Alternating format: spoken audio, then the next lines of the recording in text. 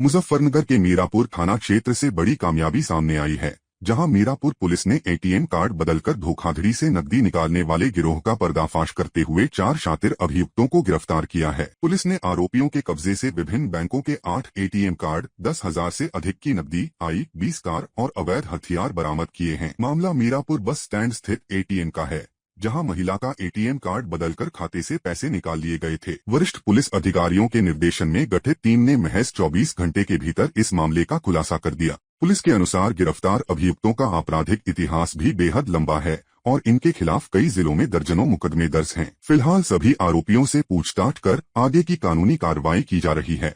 पिछले दिनों थाना क्षेत्र मीरापुर में एक घटना घटित हुई, जहां पे एक वृद्ध महिला जब एटीएम गई तो वहाँ पे कुछ लोगों ने उनको एटीएम मशीन यूज़ करने के बहाने से, उनकी मदद करने के बहाने से उनका जो है एटीएम कार्ड लेके उनको जो है उनका पैसे निकलवाने में उनकी मदद की, उनका पिन जान लिया और फिर धोखाधड़ी से, बहुत ही चालाकी से उनका एटीएम कार्ड लेके कोई दूसरा एटीएम कार्ड, फर्जी एटीएम कार्ड उनको दे दिया। इस प्रकार से उनका एटीएम कार्ड ले लिया और पिन की भी जानकारी हो चुकी थी और उनके बैंक अकाउंट से 15,000 रुपये निकाल लिए गए। लगातार सीसीटीवी कैमरास के माध्यम से हमारी टीम जो है इनको पकड़ने के लिए लगी हुई थी। कल रात इसमें हमें सफलता मिली और 4 अभियुक्त इसमें गिरफ्तार किए गए हैं। इनके पास से लगभग 10 एटीएम कार्ड इसी प्रकार के जो हैं बरामद हुए हैं। वो इसी प्रकार से स्वैप करके जिनको मूर्ख बनाते हैं उनके एटीएम कार्ड लिए गए हैं, तो उन एटीएम कार्ड्स की भी फर्दर जाँच की जा रही है। इनके पास से 30,000 रुपये कैश भी इनके पास से बरामद हुआ है। इनका जब आपराधिक इतिहास चेक किया गया तो इनके ऊपर पुराने भी 20 मुकदमे इस प्रकार के चोरी के, लूट के इनके ऊपर दर्ज हैं। इनके पास से गाड़ी भी बरामद की गई है। आज इनको गिरफ्तार कर माननीय न्यायालय समक्ष पेश किया जा रहा है। मुजफ्फरनगर में विकास को नई रफ्तार देते हुए प्रदेश सरकार एक और बड़ी सौगात देने जा रही है। महावीर चौक स्थित राजकीय इंटर कॉलेज परिसर में करीब 27 करोड़ रुपए की लागत से बनने वाले बहुआयामी ऑडिटोरियम के शिलान्यास से पहले राज्य मंत्री और नगर विधायक कपिल देव अग्रवाल ने आज परियोजना स्थल का निरीक्षण किया। इस दौरान उन्होंने अधिकारियों और तकनीकी विशेषज्ञों के साथ निर्माण की रूपरेखा, आधुनिक सुविधाओं, ध्वनि प्रकाश व्यवस्था और सुरक्षा मानकों पर विस्तार से चर्चा की। मंत्री कपिल देव अग्रवाल ने स्पष्ट निर्देश दिए कि निर्माण कार्य तय समय सीमा में और उच्च गुणवत्ता के साथ पूरा किया जाए। उन्होंने कहा कि यह ऑडिटोरियम शिक्षा, संस्कृति और सामाजिक गतिविधियों का प्रमुख केंद्र बनेगा और मुजफ्फरनगर के विकास को नया आयाम देगा। इस समय हम महावीर चौक पर हमें हैं और हमारे द्वारा एक प्रस्ताव मुजफ्फरनगर विकास प्राधिकरण को दिया गया था कि मुजफ्फर में एक शानदार ऑडिटोरियम बने। और ये हमारे लिए ड्रीम प्रोजेक्ट इसलिए भी है कि मुजफ्फरनगर में कोई भी ऐसा स्थान नहीं है जहाँ 200-400 लोगों को कार्यक्रम हो सके। एक लंबे समय से हमारे मन में संकल्प था कि ऐसा काम हो, तो आज वो समय आ गया है जिसका शुभारंभ बहुत जल्दी होना है। और मुजफ्फरनगर में महावीर चौक पर जो राजकीय इंटर कॉलेज है, इसके परिसर में मैं तत्कालीन जिलाधिकारी अरविंद बंगारी जी का, प्राधिकरण का मैं धन्यवाद करता हूँ कि इन सबके प्रयास से 10,000 वर्ग मीटर, यानी कितनी बड़ी जगह है, ये जगह हमको मिली, प्राधिकरण को मिली। प्राधिकरण के नाम इसका आवंटन हो गया है और इसमें लगभग 26 करोड़ रुपये का प्रोजेक्ट, जो मल्टी ऑडिटोरियम 800 सीटिंग का, यानी मुजफ्फरनगर के लिए बहुत ही बड़ा उपहार है पूरे जनपद के लिए कि 800 सीटिंग का एक ऑडिटोरियम जो बनेगा बहुत ही खूबसूरत। और उसके बनने से बड़े सारे कार्यक्रम यहाँ पर हो पाएंगे। कई बार बच्चों के कार्यक्रम होते हैं, सांस्कृतिक कार्यक्रम होते हैं, सामाजिक संस्थाओं के होते हैं, प्रशासन के भी होते हैं।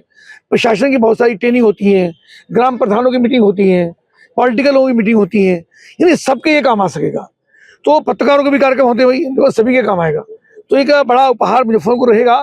और इसके बनने से एक बड़ी स्क्रीन LED, एक बड़ा मंच, डार्क रूम, बढ़िया उसके अंदर सोफे और मल्टी स्टोरी जो बनेगा, तो सेकंड स्टोरी पर लगभग 150 सीटिंग का एक कॉम्प्लेक्स और बनेगा, उसके अंदर भी लोग बैठ सकेंगे।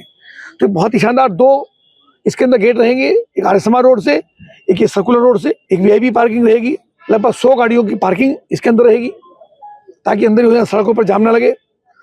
तो निश्चित रूप से एक बड़ा काम मुजफ्फरनगर में होने जा रहा है, एक बड़ा उपहार ये मुजफ्फरनगर को मिलेगा। मैं सभी का धन्यवाद करता हूँ। बहुत जल्दी इस काम का शुभारंभ होगा और लगभग 1.5 वर्ष का समय इसके बनने में लगेगा। उस जिलाधिकारी को हमने कहा है, वो प्रस्ताव मांगेंगे उसके लिए, कोई स्थान यहाँ पर कोई चिन्हित हो जाए। तो प्राधिकरण भी जमीन की तलाश कर रहा है, अगर प्राधिकरण की जमीन को मिल जाती है तो उसमें कोशिश करेंगे इसका कोई रास्ता निकले।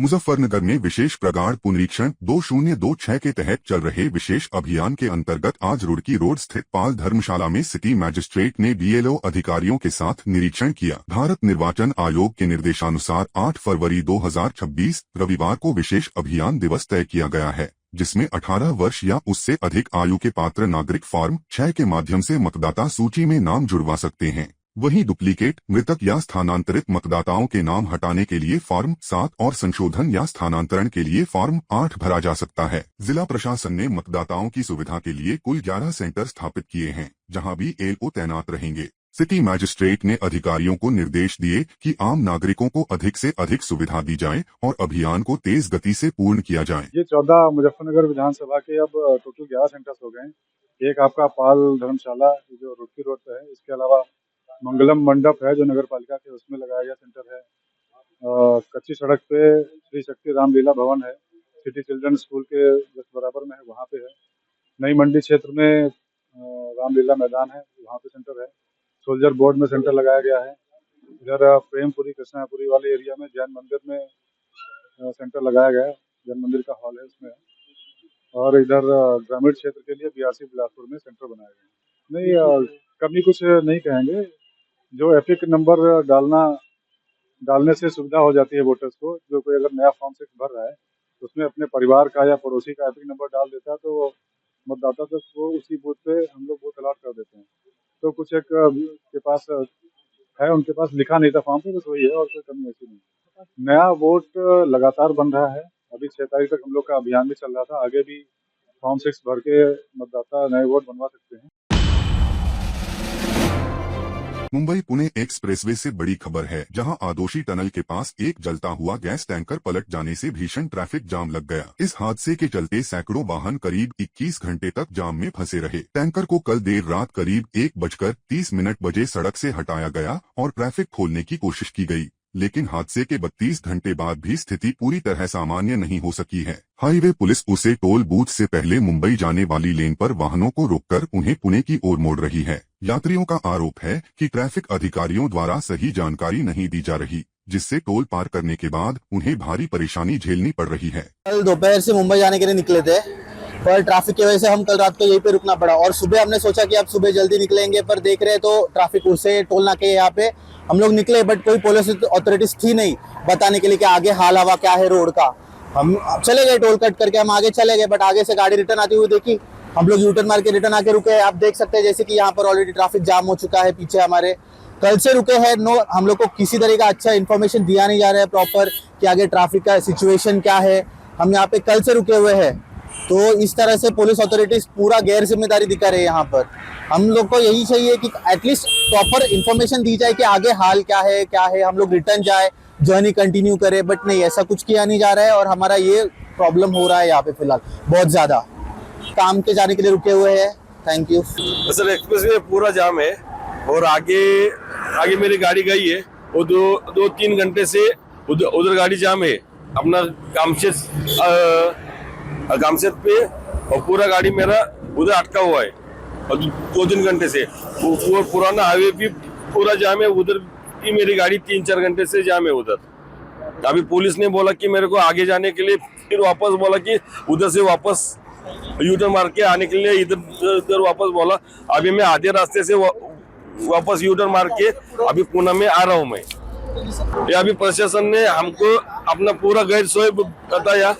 अभी इसका कुछ तो सोल्यूशन निकालो। अभी टोल नाके से छोड़ रहे हैं, अभी टोल नाका भी अभी बंद करने के लिए बोलो, क्योंकि टोल नाके का भी अपना टोल का चार्जेस भी टोल भी कटता है, आने का जाने का सब दोनों से कट रहा है। उसकी वजह से अपना प्रशासन को ये की रिक्वेस्ट है, पूरा क्लियर होने के बाद ही बताओ कि अपना रोड क्लियर है और फिर गाड़ी छोड़ो। अहमदाबाद से बड़ी खबर सामने आई है, जहां निर्वाणा ग्रीन्स फार्म हाउस में चल रही अवैध दारू पार्टी पर पुलिस ने छापा मारकर 81 लोगों को गिरफ्तार किया है। यह कार्रवाई पुलिस अधीक्षक ओम प्रकाश जाट और नायब पुलिस अधिकारी नीलम गोस्वामी के निर्देशन में की गई। जानकारी के मुताबिक अमित पचेरीवाल ने अपने साढ़ू आदर्श अग्रवाल की 25वीं वर्षगांठ के मौके पर यह पार्टी आयोजित की थी, जिसमें 43 पुरुष और 38 महिलाएं शामिल थीं। पार्टी में बिना अनुमति विदेशी शराब परोसी जा रही थी। पुलिस ने मौके से 8 सीलबंद विदेशी शराब की बोतलें, 10 हुक्का, 22 लग्जरी कारें, 74 मोबाइल फोन समेत करीब 2 करोड़ 91 लाख रुपए का सामान जब्त किया है। आरोपियों के खिलाफ प्रोहिबिशन एक्ट की धाराओं में मुकदमा दर्ज कर आगे की कार्रवाई की जा रही है। कल रात में गोरज गांव में एक रेड की थी। इस रेड में टोटल 81 लोगों के खिलाफ कार्रवाई करने में आई है। और ये जो रेड की गई थी वो गोरज गांव में एक निर्वाणा ग्रीन करके एक फार्म हाउस की स्कीम है। उस फार्म हाउस में से उस स्कीम में एक फार्म हाउस में ये पार्टी चल रही थी। ये फार्म हाउस रवि गोरखपुरिया नाम के एक इंसान का था। और वो जो पार्टी जो थी वो पार्टी ऑर्गेनाइज करने में जो 2 लोगों की मुख्य भूमिका थी, और उसमें आदर्श जगदीश अग्रवाल और अमित गोपीलाल पचेरिया। और ये दोनों आदर्श जगदीश अग्रवाल की 25th मैरिज एनिवर्सरी थी, और उन्होंने इस मैरिज एनिवर्सरी के सेलिब्रेशन में ये लिकर पार्टी थ्रो करी थी और अपने क्लोज सर्कल के लोगों को उन्होंने बुलाया था। इस पूरे रेड में हमने लगभग 2.3 करोड़ रुपीस का मुद्दा माल जब्त किया है, जिसमें दारू की बॉटल्स है और ये हुक्का है और 22 व्हीकल्स है और 74 मोबाइल फोन्स हैं। और जितने भी लोगों को हमने इस जिनके खिलाफ कार्रवाई करी, सभी 81 लोगों के ब्लड सैंपल्स हमने FSL में भेजे। उसमें अल्कोहल की हाजिरी और उसमें कोई ड्रग्स की हाजिरी आती है, तो अगर उसमें ड्रग्स की हाजिरी आती है तो उसमें उनके खिलाफ NDPS के तहत पण कार्रवाई की जाएगी। सीएम का भाषा के बारे में सब जानते हैं। प्रधानमंत्री को अपमान करते हैं, गृह मंत्री जी को करते हैं, हमारे जितने सीनियर लीडर्स, हमारे माननीय पूर्व राष्ट्रीय अध्यक्ष नड्डा जी के बारे में बोलते हैं। तो उनके बारे में उनकी भाषा ही ऐसी है जो संविधान को, कोर्ट को, किसी को नहीं मानते हैं। तो उनके बारे में क्या बोला जाए? यहाँ की जनता तय करेगी क्या होना है। पहले भी सुप्रीम कोर्ट, हाई कोर्ट ने DA के बारे में बोला है, लेकिन कोर्ट का कुछ भी राय है ममता बनर्जी मानने वाले नहीं है, इसलिए कोर्ट चलता रहे। जब वो संकट में पड़ जाती है तब कोर्ट के पास जाती है, लेकिन दूसरे के लिए जब कोर्ट बोलता है उनके अगेंस्ट में तब मानती नहीं है। अब TMC सरकार की अंतिम बजट है, ये आगे बजट पेश करने का मौका नहीं मिलेगा और इस बजट से कुछ उम्मीद भी नहीं है। कुछ और डोल पॉलिटिक्स घोषणा होगा लोगों को दान ध्यान की, अगर वोट मिल जाए तो इससे ज्यादा कुछ नहीं होने वाला है। उत्तर प्रदेश सरकार एवं टाटा ट्रस्ट एवं टाटा सन्स के बीच में एक अनुबंध हुआ है, जिसके मुताबिक टाटा सन्स द्वारा यहाँ पर अपने CSR आर्म के माध्यम से अंतर्राष्ट्रीय स्तर का टेम्पल म्यूजियम बनाया जाएगा, जिसके लिए लगभग 55 एकड़ भूमि की आवश्यकता थी। भूमि चिन्हित करके हम लोगों द्वारा उपलब्ध करा दी गई है। अभी भूमि के लीज एग्रीमेंट का कार्य जो है उसकी कार्रवाई चल रही है। उम्मीद है कि 1-2 दिनों में ये कार्रवाई पूरी हो जाएगी।